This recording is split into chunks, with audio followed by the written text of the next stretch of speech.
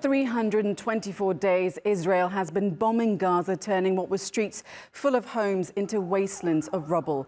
It has forced hundreds of thousands of people to flee again and again and again in search of shelter.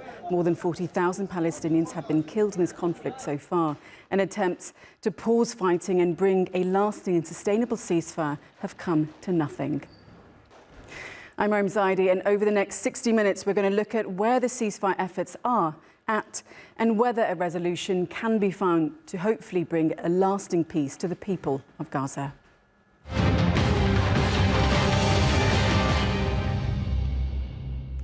When US Secretary of State Antony Blinken flew out of Doha 7 days ago, he said time was of the essence to get a Gaza ceasefire deal. Now, since he headed back to Washington, time has stood still. The Hamas delegation left Cairo on Sunday after the latest negotiations brokered by Egypt, Qatar and the US without a sign of a breakthrough. It wants to stick to the initial plan of President Biden and won't make any concessions. The Israeli Prime Minister Benjamin Netanyahu has introduced new amendments complicating negotiations further. Well, this dynamic has rendered it increasingly difficult to reach an agreement and end this war. The other sticking point, Hamas and the mediators want a clear and enforceable commitment from Israel that it will adhere to any deal. There's also the issue of exchanging detainees. Netanyahu has expressed concern about the release of some Palestinians demanded by Hamas. And Hamas is insisting on a complete withdrawal of Israeli forces from the Strip. Netanyahu is resistant. Ultimately, it comes down to who gets control of Gaza. Now, Israel already controls who gets in and who gets out, with power over crossings at Karim Abu Salim and Rafah. Military analysts say it has been trying to create a buffer zone to isolate the Strip. Now, of great importance is the Philadelphia corridor. It's a narrow 14-kilometre-long strip guaranteed by the 1979 Israeli-Egyptian peace treaty. Now, controlling the corridor and the two crossings render the whole of Gaza hostage. The only way through is out through Israel's Erez crossing in the north, which is often closed. And then, casting a shadow over all of this, what happens further north and at the border between Israel and Lebanon, and the threat of wider conflict. Israel's pursued what it calls legitimate targets, assassinating Hamas officials and a Hezbollah senior commander on Lebanese soil. Now, that's prompted Hezbollah and then Iran to engage with Israel. So what's the regional impact in the wake of the failed cease talks? Well, to understand the situation on the ground, our reporters will set out the state of play from across the region. We have Faten Elwan in Ramallah, Rahul Radhakrishnan in the occupied East Jerusalem, Priyanka Navani in Beirut, Yusuf Mauri in Sana'a. But first, let's go to Ashraf Shannon in Gaza. OK, so Ashraf, we have been talking about this war since it really began. It has been devastating, of course, for the people in Gaza. It's been now 324 days. People's lives, we've seen them in the pictures. Their lives have been ruined. Their lives have literally been turned to rubble, like the houses that they once inhabited. So can you give a sense of what it has been like?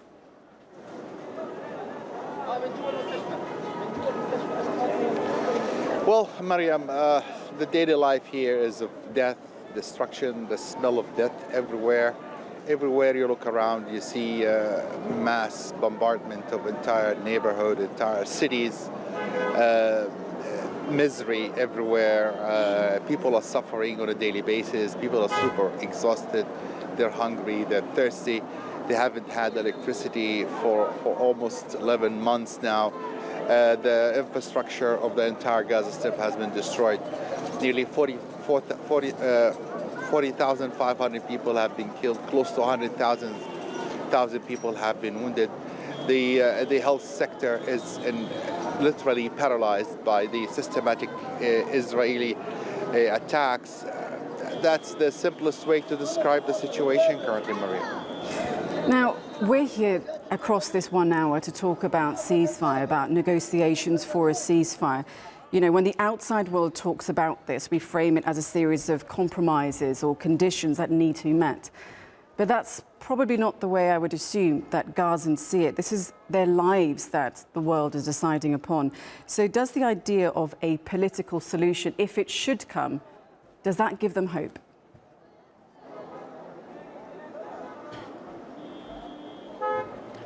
Well, Miriam, hope is the only thing that's left the people here. After losing their livelihoods, losing their loved ones, losing their homes, losing everything literally, and being displaced multiple times, being treated like human pinballs for 11 months, the only thing that people have left is hope. Hope that's the only thing that keeps 2.4 million people alive. And they're hoping that this ordeal will come to an end sometime soon. Everything eventually will come to an end, and people are, crossing their fingers that this will soon end. So crossing fingers, but we've just had these latest round of talks in Cairo. They haven't been successful. Do the hopes of Gazans dim as the hopes potentially for a ceasefire dim, at least for now?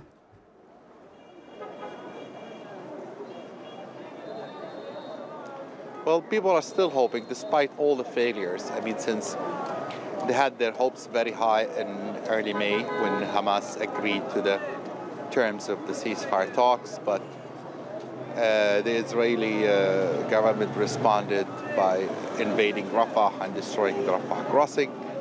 But still, as I told you, the hope is the only thing that keeps people, staying alive for the next hour or the next minute or the next morning, because they have nothing else to rely on other than hope, literally. Let's hope that hope can come for the people of Gaza. Thank you so much. Well, Majoub Zawiri is a professor of contemporary Middle East politics and history at Qatar University, and he joins me now from Doha. We thank you, of course, for joining us in this special programme. So let's come to negotiations then. Can negotiators, especially the US, get Israel back on its side with the US proposal from June?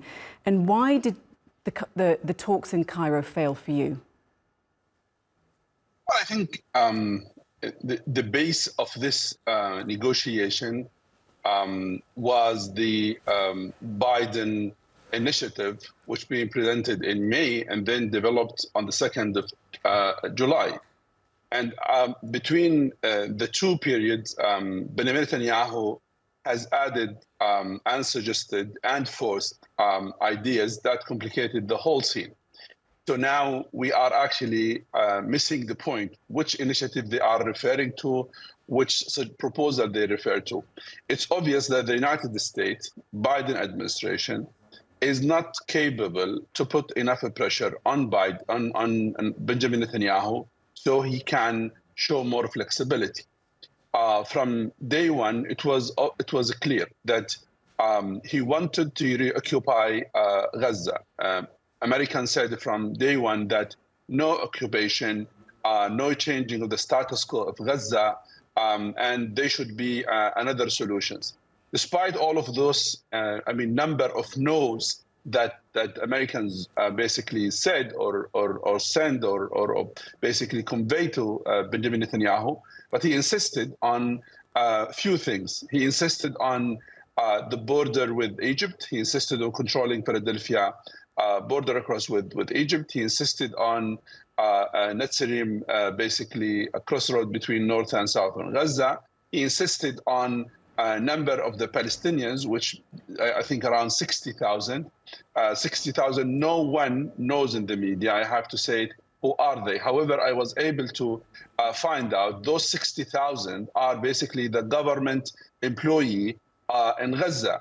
To Netanyahu's government, those 60,000 people are basically accused of being part of the fighters. So he wanted to vet everyone coming from south to north, so he avoided bringing those 60,000 people who are basically the employee of the government in Gaza. So those issues now are becoming more complicated, and he insisted on that. We witnessed in the last 24 hours a huge contradiction between his statements and his Minister of Army, Gallant, where he said actually the army of Israel can basically withdraw from Philadelphia with the border with Egypt, Philadelphia cross-border, 6 weeks, nothing will be changed. the security basically apparatus in Israel, they said there is no harm if we withdraw.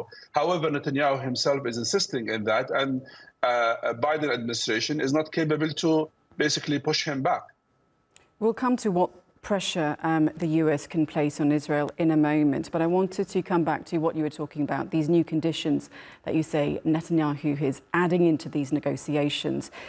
Given that he is, trying to make new conditions from that original Biden proposal, do you think Israel wants a ceasefire, or do you think what will only in the end be achievable are simply limited pauses in fighting? The issue is about which Israeli we talk about. Do we talk about Netanyahu? Do we talk about Gallant? Do we talk about Ben Gvir and Smotrich? Do we talk about the army and Shabak and Mossad? So actually, things are lost because no one knows. We know that Netanyahu is saying the final word, but there are different, basically, part of discourse from within. Let me just, make one thing very clear. Netanyahu's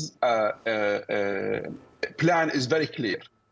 Is not necessarily linked to 7th of October. Netanyahu's government is to rearrange the whole security of the region politically so it can serve the Israeli security and stability. This was started 20 years ago. Every time he started it with focusing on Iran, focusing on the nuclear issue of Iran, focusing on the arms of Iran like Hamas, Hezbollah, and others, and focusing of normalizing Israel within the region without solving the Palestinian question. Now he's moving on that direction. He wanted to say that Palestinian question, what's happening in Gaza, will not have impact on normalization. He can't force the solution on Gazan people. He can't force the government. He can reoccupy Gaza without having any condemnation or criticism of the world and continue of his imposing his arrangement.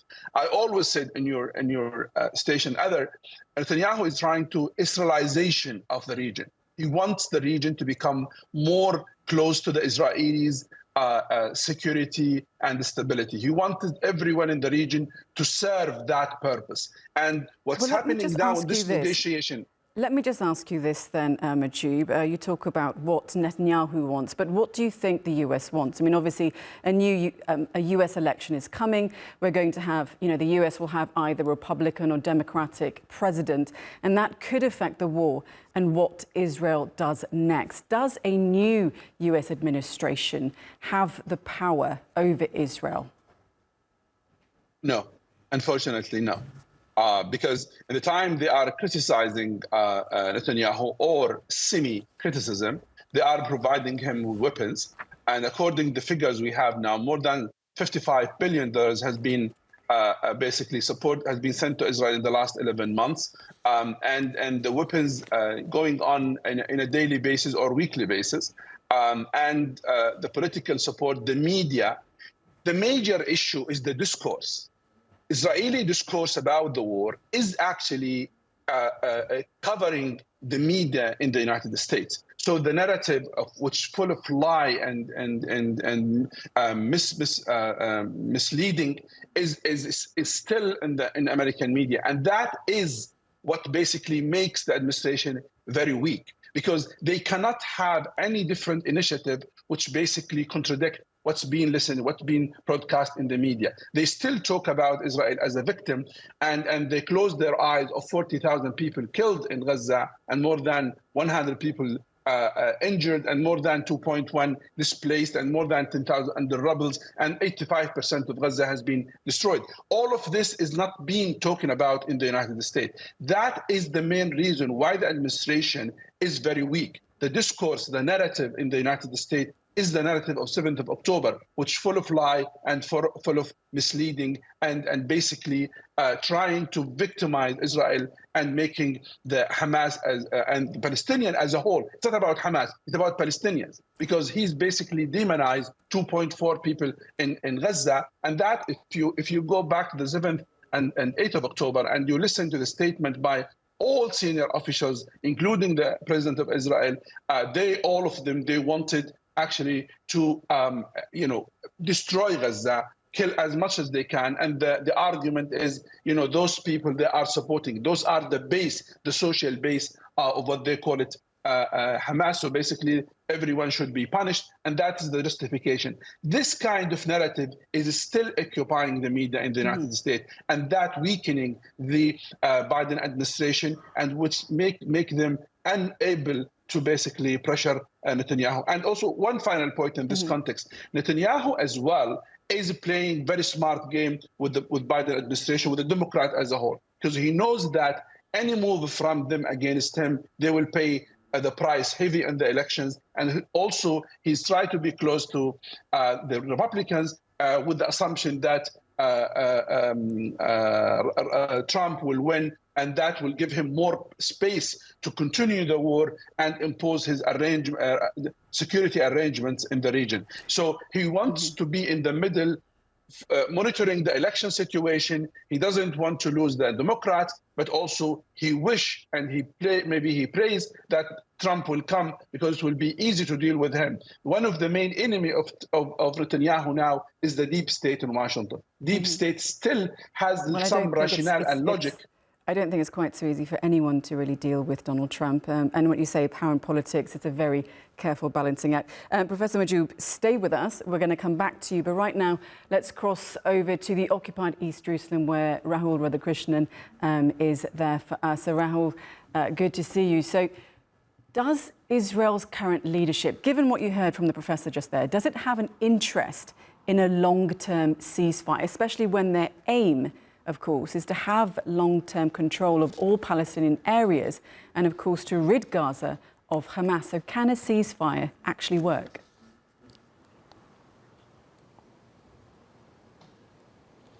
That's right, Miriam. I think it depends on who you ask at the moment. As you heard our guest say over there, he did mention it depends on which Israel you ask. Now, bear in mind, Netanyahu's position when it comes to Gaza has been very clear and consistent. He maintains that there will be no deal unless the Philadelphia corridor will have Israeli presence and the Netzarim corridor exists. Now, these have been constant sticking points over several months of negotiations that have not allowed any breakthrough coming to the table so far.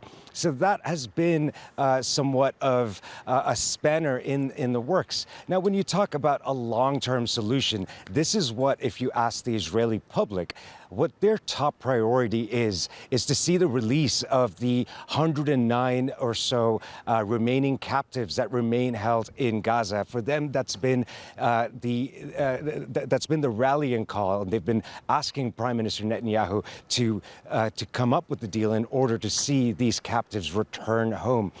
However, it does seem that the opposition essentially against Netanyahu and criticism against Netanyahu has also been increasing, not only from the public, but also within his government.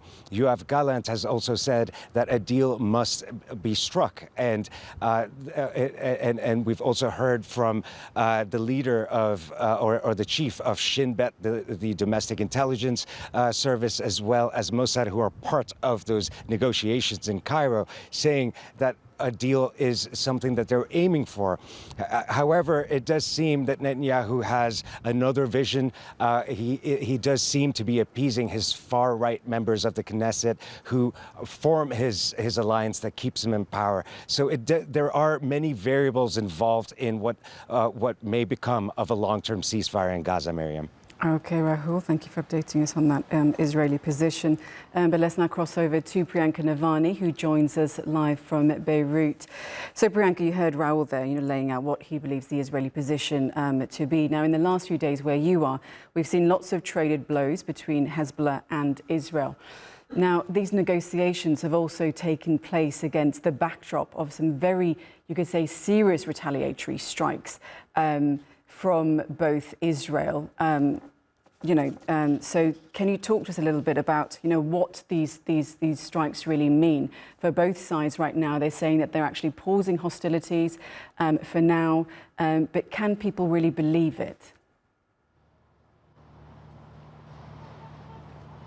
Well, I think as long as there is no ceasefire in Gaza, certainly the risk for escalation, both in the region and here in the country, still exists. When we heard from Syed Hassan Nasrallah, the Secretary General of Hezbollah, the other night, he said that it is quite possible that Hezbollah has concluded its retaliation for the killing of Fuad Shukr, the Israeli assassination of Fuad Shukr on July 30th. However, that is not set in stone. It depends on if Hezbollah decides that its hit, what it says is its hit on an Israeli base near Tel Aviv, was sufficient. So that is still very much an open-ended question, despite the fact that many here in Lebanon, particularly in the capital, are breathing a sigh of relief after that speech, which many read as de-escalatory. But number two, when we talk about the region, of course, we know that Fuad Shukr and Ismail Haniyeh were killed within hours of each other. There was a lot of talk that these two sides could retaliate together. I once again bring up the speech of Hassan Nasrallah, where he said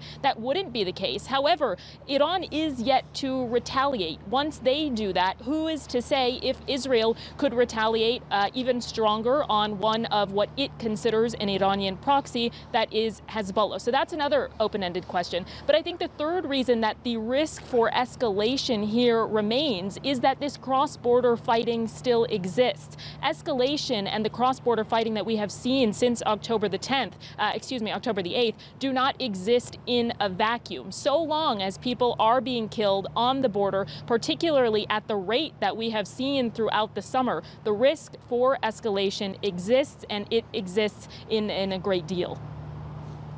Okay, Priyanka, thank you. Let's now go back to Professor Mahjoub Zawahiri, who's a professor of contemporary Middle East politics and history at Qatar University. So we were speaking a bit earlier. Now, Iran has funded, it's trained and it's armed Hamas. Can Iran now show a different side to the world and move from instigator to a power broker for future peace talks? Could they perhaps provide the guarantees for a lasting peace, given that this is, as we're hearing from all of our correspondents, becoming a multifaceted conflict with so many different actors now involved? Mariam, the problem is that the United States, in particular, trying to push everyone to give the maximum they have of concession, but avoid to do this with Netanyahu. They wanted Iran to be very rational on its reaction to the assassination of Ismail Haniyeh. They wanted Hezbollah to be very rational. They wanted Hamas to be very rational. They want the mediator to be very rational. Netanyahu can do everything. No one can control him. I'm not sure that this kind of approach will be helpful on long term.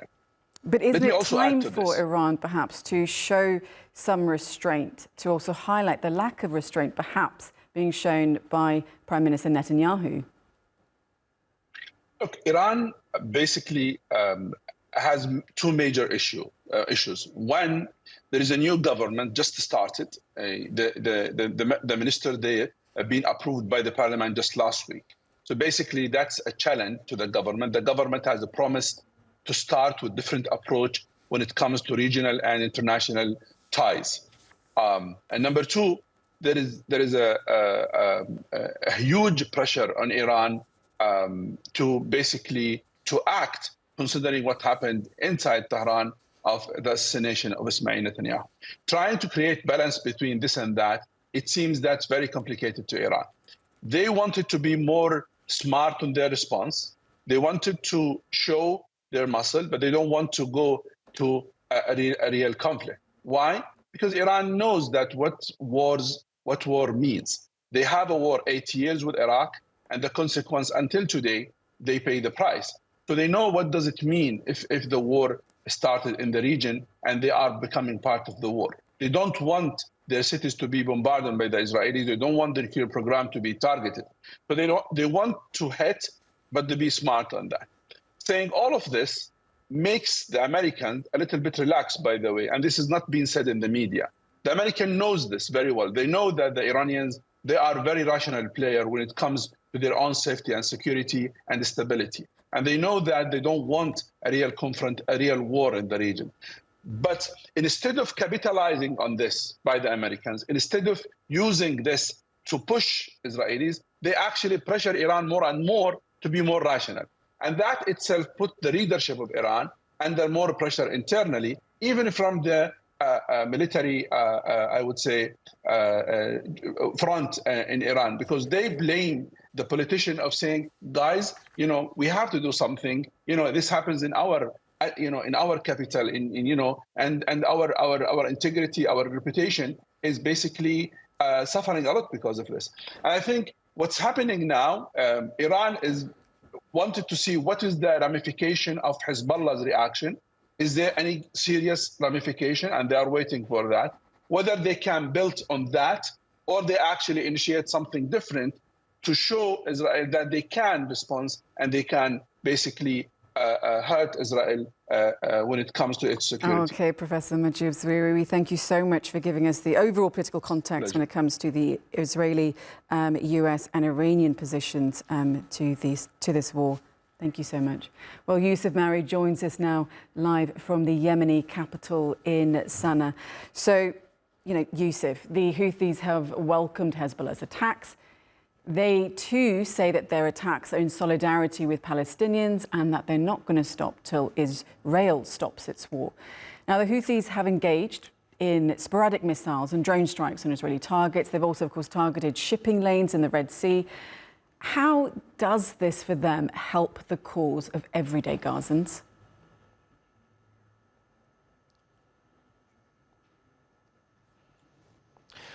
Well, if the goal is to alleviate the suffering of the Palestinian people, then ultimately what we're talking about is forcing Israel to bring an end to its siege and to bring an end to its brutal military attacks against ordinary Gazans. And in order to do that, you have to have a method of deterrence. You have to have a method of power that forces or pressures Israel to come to the negotiations table to bring an end to this ongoing, what observers are calling a genocide. And this is what these Ansar Allah Houthi attacks in the Red Sea against Israeli shipping, against Israeli transactions, this is what it represents to the people of Gaza, a pressure point on Israel so that it can bring an end to its military offensive in Palestine.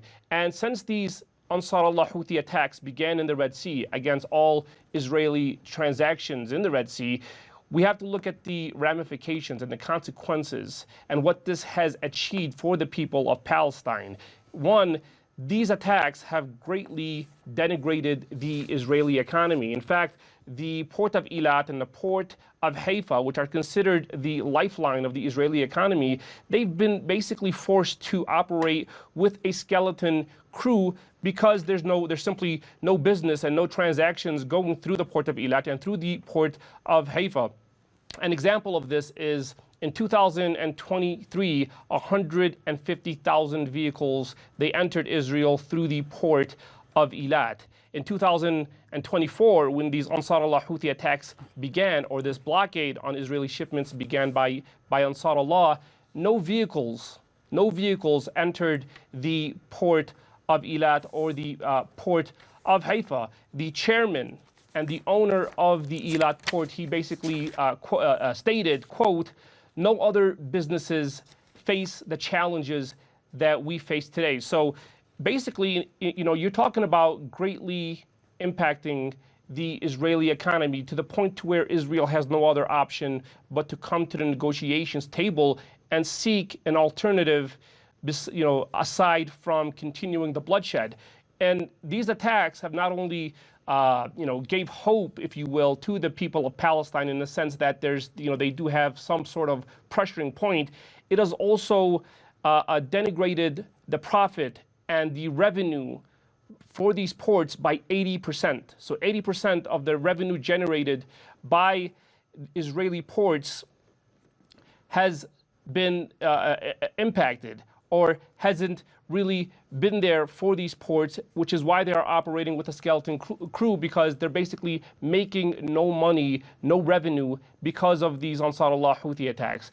But Ansar Allah Houthis have made it very clear. These attacks, as you mentioned, they will continue until the military offensive on Gaza comes to an end. If Israel will continue to impose the blockade and will continue to attack Palestinians and continue to wage this brutal military aggression against Palestinians, then we can only expect Ansar Allah Houthis to escalate their military activities and to continue targeting Israeli interests, not just in the seas, but also across the entire region.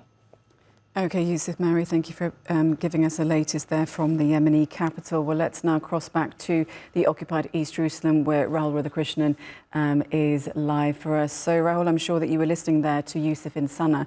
He was talking there about Houthis creating pressure points on Israel. Do you think that it's actually doing that? And, you know, if they continue these assaults on shipping lanes, can it really bring Israel to the table?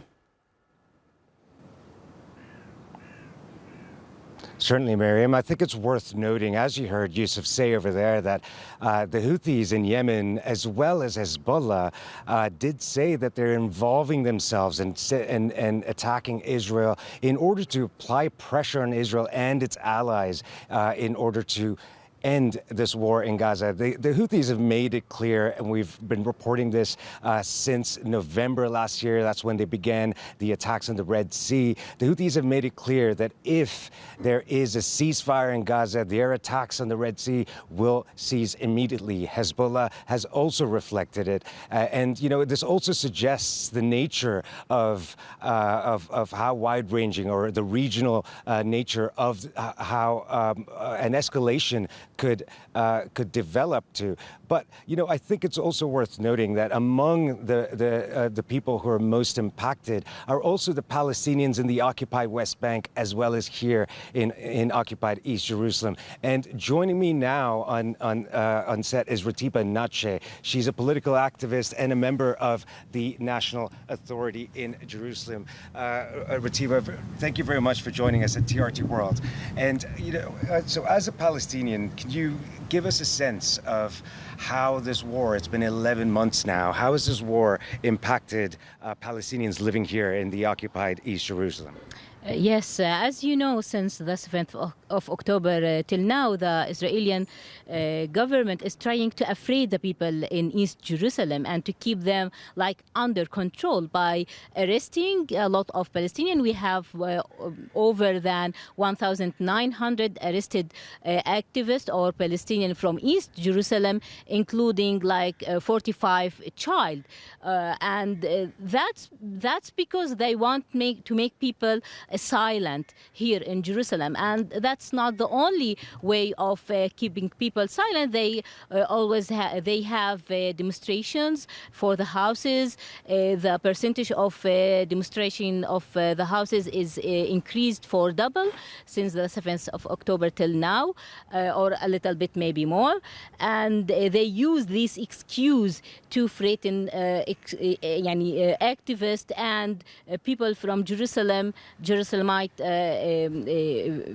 a lot, as well as a lot of taxes and fines for the people, the merchants, and all of these things. You know, we have these storming for the Al-Aqsa Mosque, and they are using this to control the economic situation inside the old city of Jerusalem as well. And they closes the stores in every time they have like a celebration or a demonstration or whatever for the settlers inside the old city. All of these tools were used by the Israeli government to keep the people in Jerusalem silent and afraid since the 7th of October. And, you know, as a Palestinian living over here, what's your take on how these truce talks are constantly being delayed? What do you reckon is on Prime Minister Netanyahu's mind? What do you reckon his strategy is? What's your take? I think he have just one strategy that he announced it once. He want a window of time to have more and more time for attacking people in Gaza, because it seems that he have a plan to make this war continue till the end of his time in this government in 2027. And I think this is the only strategy he have. He didn't have any strategy or view what will be the next day after this war, or what is the goal of this war. And it's not just me who is telling that. Even people in his government and in the army, the Israeli army, is saying that they didn't have any clear vision about what is the goal of this war, so they can achieve it and put like a time frame for this war. So it seems just to be in control. Thank you very much, Ratiba. That was Ratiba Nache. She's a member of the National Authority in Jerusalem, and giving us perspectives of what it's like for Palestinians who reside here in occupied East Jerusalem and have been experiencing a different version of this continuing warfare in Gaza. Okay, Rahul, thank you. Well, let's now cross back to Priyanka Navan, who joins us live again from Beirut. So, Priyanka, you were hearing that, from both Rahul and Yusuf, they were talking about strategy and PowerPoints that, outside actors are trying to use against Israel. But for you, how does this all end? Well, I think this situation here in Lebanon is still very fluid. There was a lot of hope that if there was a ceasefire, then this situation would just sort of melt away. Obviously, that has not happened yet, and I think a lot of options still remain on the table. For more on this, I'm joined now by a retired military general. His name is Ilyas Hanna, and he is also one of the brightest political minds in the country. Thank you, Mr. Hanna, so much for joining us. I want to ask you further about this attack that we saw by Hezbollah on Sunday. There has been a lot of controversy as to whether or not this was strong enough, if it was as strong as we thought that it was going to be. What is your take on what this attack will mean going forward in this conflict? Priyanka, according to Secretary General Hassan Nasrallah, he said we have retaliated and it's enough, but we are keeping, our cards hidden for the next step. Israel said that it preempted, this attack, but it is enough for Hezbollah to let 340 Katyushas goes into the northern of Israel to say it doesn't matter if you are preempting or not. Because why? Because for a non-state actor to be able to attack Israel in this kind of intensity, it's something like, we can call it like achievement. Moreover, we have to say that Hezbollah has really created new formula for the future. So anytime Hezbollah can go and send a lot of Katyushas and a lot of drones into Israel, but still is really Hezbollah reached the unit in the heart of Tel Aviv 8,200, or this Ain Mashir in the middle of Israel? We have to wait and see, Priyanka. Yeah, so like we were talking about earlier, even though this attack might not have been as big as people expected it, Israel needs to win, but all Hezbollah needs to do is not lose. So this would be seen as a big achievement for them. Is that correct? Yes, for the non-state actor, it's like winning by not losing. But we have to keep in mind that in this particular retaliation by Hezbollah to the killing of assassination of Fuad Shukr, it was like the intensity was very high, but it was like this geographical discipline. It was limited to Golan Heights, to Acre, but within depths not more than 30 kilometers. The only distinguishing things in this era is like, in this attack, is like attacking the heart of Tel Aviv and, in the middle of Israel, this base. But Hezbollah is whatever. I mean, you cannot really calculate your achievement against non-state actor. You know what I mean? So this is the situation for Hezbollah, in favor of Hezbollah. However, we have a lot of problem between Hezbollah vis-a-vis the Lebanese and the Lebanese governments. Absolutely. And just going a step further, you have long said that the amendment of Resolution 1701, which is essentially the most important law in place between Israel and Lebanon right now, it needs revision in order to see this conflict actually come to an end. Can you expand further on that? Yeah, the resolution 1701 means that the UNIFIL will, deploy as well along the Lebanese army, and Hezbollah has to go beyond this area, the Litani River, or north of Litani River.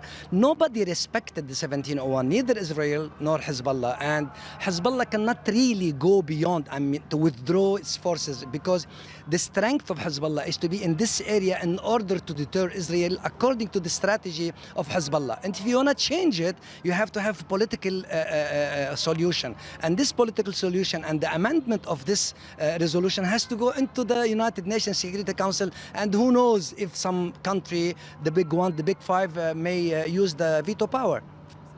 Thank you so much, Mr. Hanna, for your time. I really appreciate it. As you just heard from Mr. Hanna, a retired Lebanese military general, and again, one of the brightest political minds in the country, him saying, obviously, problems between Hezbollah and the government persist in the country. We also don't know if that attack was strong enough to deter Israel. And beyond that, if there is no ceasefire, there is really no clear way as to how this moves forward in a permanent way for Hezbollah and Israel.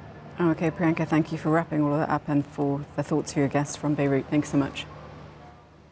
Well, Faten Elwan is in the occupied West Bank and joins us now. So, Faten, we're talking about this ceasefire, we're talking about negotiations, but for the people living in the occupied West Bank, the heavy hand, you could say, of Israel in this war is also felt, of course, where you are.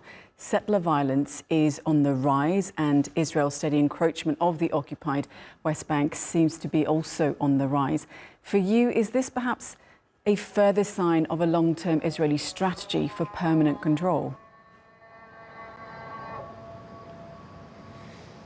For more than 2 or 3 months, Palestinians in the West Bank were talking about the silent war that is taking place in the West Bank. And the big title who's leading it is those settlers that are spreading around in the West Bank, supported by the extreme right-wing government. We're talking about settler government and settlers on the ground that were weaponized with enough equipment to crack down strongly on Palestinians.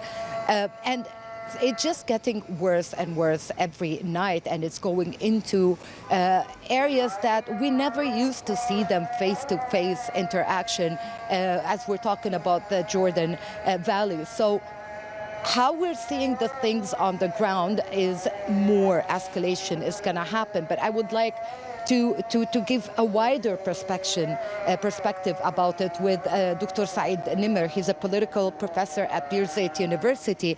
And my question to you is, are we going toward another war clearly in the West Bank, and the big title will be settlers in it? Is it planned, or they're just using the fact that all eyes are on Gaza? Depends on who's we are talking about. If we are talking about the Israeli government and the army, definitely they don't want to go there, because it's the West Bank is the bad point for them.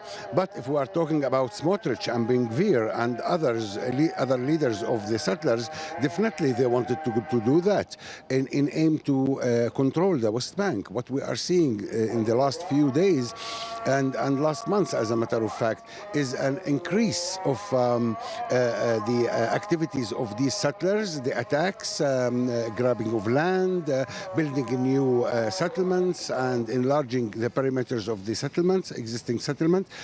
So they are trying to force, if you like, a kind of an agenda in the West Bank, which is totally different of what is declared officially by the Israeli government.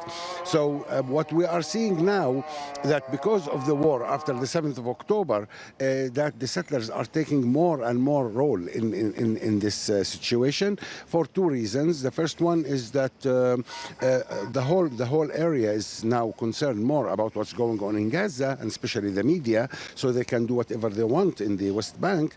And the second reason is that the Israeli government, and particularly Netanyahu, is giving a green line for Smotrich and Ben Gvir in order to give him a green line on what he's doing in the war, so he will allow them to do whatever they want in the West Bank. So, and that's what I wanted to talk about, that it seems in the West Bank the decision maker are the National Security Minister Ben Gvir and the Finance Minister Smotrich. But Some people think that it's a new thing that occurred after October 7, but does it remind you a little bit of a lone plan that was established in the 70s and dependent on taking over the West Bank as this is the only way to establish the Greater Israel?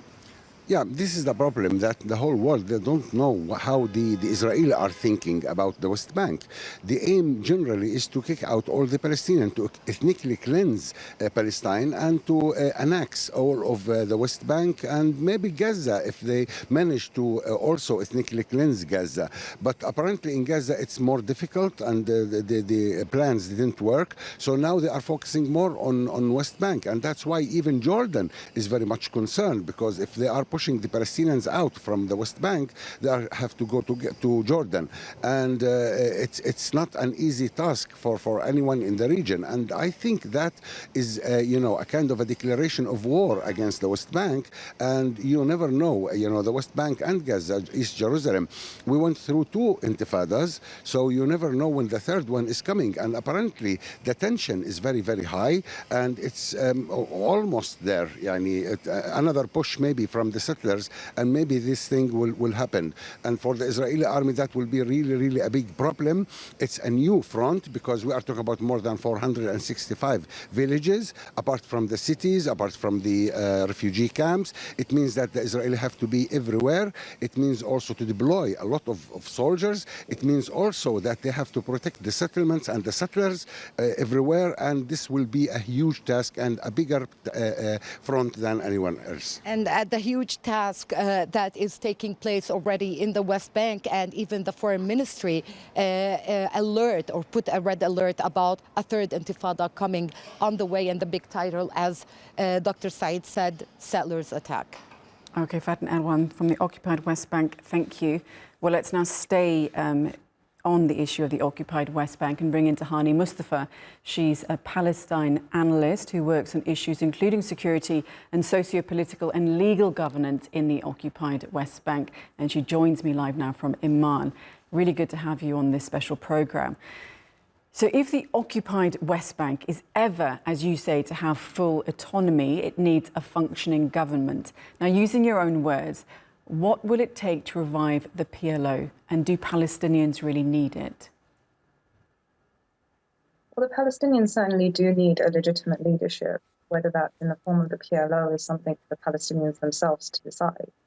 But in terms of the lack of leadership, in terms of lacking a serious political leadership that can advocate for them, that can try and advocate for their rights, push things in a more positive trajectory, mitigate the violence on the ground, whether we're talking about what's happening in Gaza, where negotiations have been relegated to Hamas, where the PA has absolutely refused to take a seat at the table and really engage with either Hamas or regional mediators, and where it's limiting itself to the US and its Western allies, or in the context of the West Bank, where we have seen the PA completely ineffective.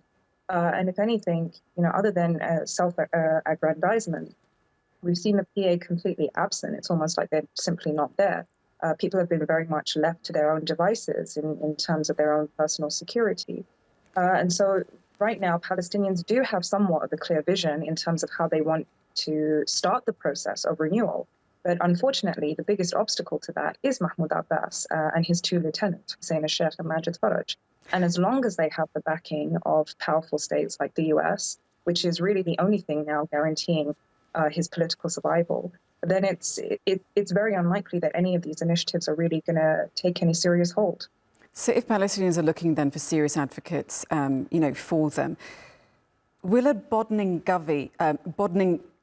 governing body of the occupied West Bank, is it actually going to be able to stand up to Israel without, of course, engaging in conflict, which is not what Palestinian people need after decades of conflict? This goes well beyond just simply supporting things like armed resistance.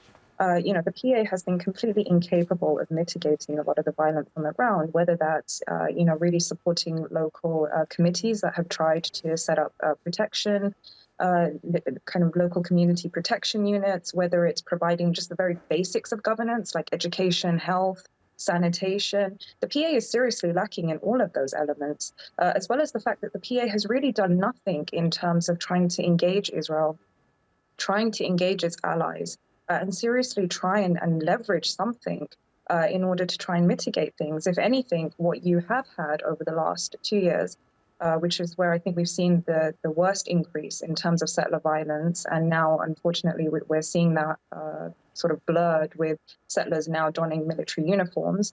But a lot of that violence, in terms of being able to actually seriously advocate for Palestinians, what they have done instead is exchange their political rights for economic concessions. You know, you've seen people like Hussein al-Sheikh engage in negotiations over the last 2 years with extreme elements, by the way, from the Israeli establishment, accepting things like some kind of Israeli economic peace, economic concessions, what Palestinians call economic sedation, in exchange for their own personal security and political rights, or any kind of serious political process. And the PA continues to do so. If anything, the PA has actually been very complicit in terms of disarming Palestinians that are trying to protect themselves, whether that's through co-optation, whether it's through mechanisms of mass arrests on behalf of Israel. Security coordination still remains very much intact and is still a huge linchpin in terms of providing Israel the logistical facilitation in order to conduct the kind of targeted assassinations and mass arrests that we've seen, especially over the last 10 months. The PA has certainly